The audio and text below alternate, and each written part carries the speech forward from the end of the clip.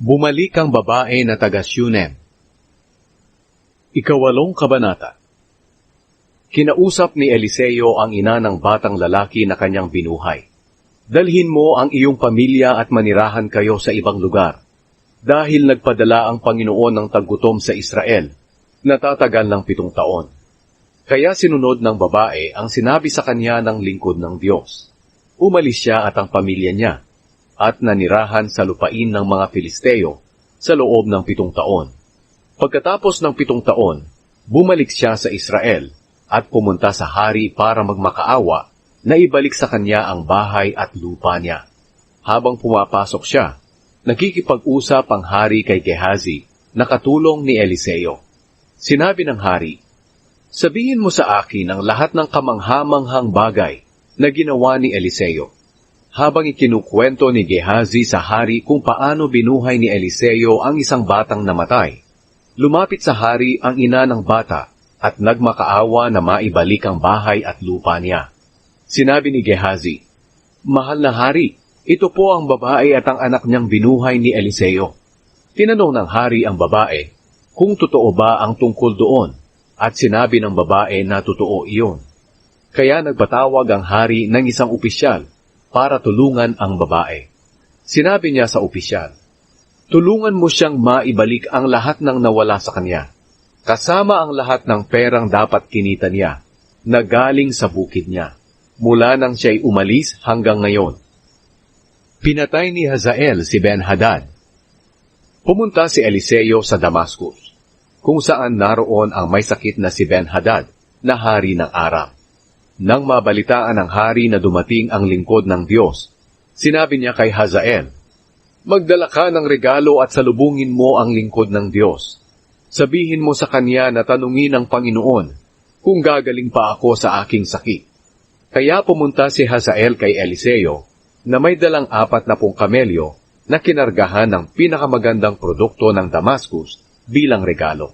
Pagdating niya kay Eliseo, sinabi niya, "Inutusan po ako ng lingkod ninyong si Haring Ben-Hadad ng Aram para tanungin kayo kung gagaling pa siya sa sakit niya."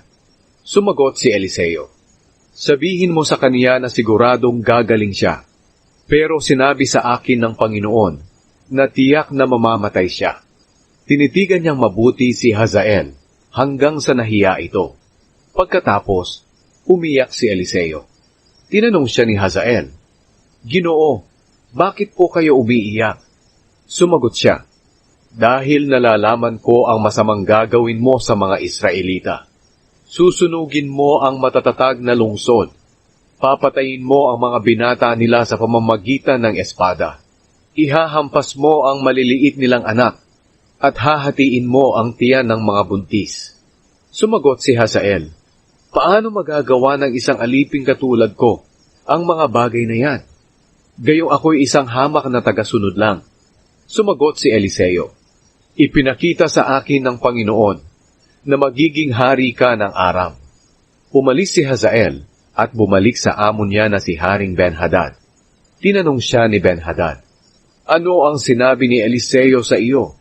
Sumagot si Hazael, "Sinabi niya po sa akin na tiyak na gagaling kayo." Pero nang sumunod na araw, kumuha si Hazael ng makapal na tela, isinawsaw ito sa tubig, at itinakip sa mukha ng hari, hanggang sa mamatay ito. Kaya si Hazael ang pumalit bilang hari ng Aram. Ang paghahari ni Jehoram sa Huda. Naging hari ng Huda ang anak ni Jehoshaphat na si Jehoram, nang 5 taon ng paghahari ni Joram sa Israel. Si Joram ay anak ni Ahab. Si Jehoram ay 32 taong gulang nang maging hari. Sa Jerusalem siya tumira, at naghari siya sa loob ng 8 taon. Sumunod siya sa pamumuhay ng mga hari ng Israel, tulad ng ginawa ng pamilya ni Ahab, dahil naging asawa niya ang anak nito. Masama ang ginawa niya sa paningin ng Panginoon. Pero dahil kay David, hindi winasak ng Panginoon ang Huda, dahil nangako ang Panginoon na hindi mawawalan si David ng angkan na maghahari magpakailanman. Nang panahon ng paghahari ni Jehoram, nagrebelde ang Edom sa Huda at pumili sila ng sarili nilang hari. Kaya pumunta si Jehoram sa Zair. Dala ang lahat ng kanyang karwahe. Pinalibutan sila ng mga Edomita. Ngunit kinagabihan, sinalakay nila ang mga Edomita. Nakalusot sila at nakatakas. Pagkatapos, nagsiuwi ang mga sundalo niya sa tolda nila. Hanggang ngayon, nagre-rebelde pa rin ang Edom sa Huda. Sa panahon ding iyon, nagrebelde rin ang Libna. Ang iba pang salaysay tungkol sa paghahari ni Jehoram at ang lahat na ginawa niya at pagtatagumpay ay nakasulat sa aklat ng kasaysayan ng mga hari ng Israel. Nang mamatay si Jehoram, inilibing siya sa libingan ng mga ninuno niya sa lungsod ni David, at ang anak niyang si Ahazaya ang pumalit sa kanya bilang hari. Ang paghahari ni Ahazaya sa Huda. Naging hari ng Huda ang anak ni Jehoram na si Ahazaya, nang 12 taon ang paghahari ni Joram sa Israel. Si Joram ay anak ni Ahab. Si Ahazaya ay 22 taong gulang nang maging hari. Sa Jerusalem siya tumira, at naghari siya sa loob ng 1 taon. Ang ina niya ay si Atalia, na apo ni Haring Omri ng Israel. Sumunod siya sa pamumuhay ng pamilya ni Ahab. Masama ang ginawa niya sa paningin ng Panginoon, gaya ng ginawa ng pamilya ni Ahab, dahil ginawa niyang asawa ang isa sa kapamilya nito. Sumama si Ahazaya sa anak ni Ahab na si Joram sa pakikipaglaban kay Haring Hazael ng Aram. Nakipaglaban sila sa Ramot Gilead at nasugatan si Joram. Umuwi si Haring Joram sa lungsod ng Jezreel para magpagaling ng sugat niya.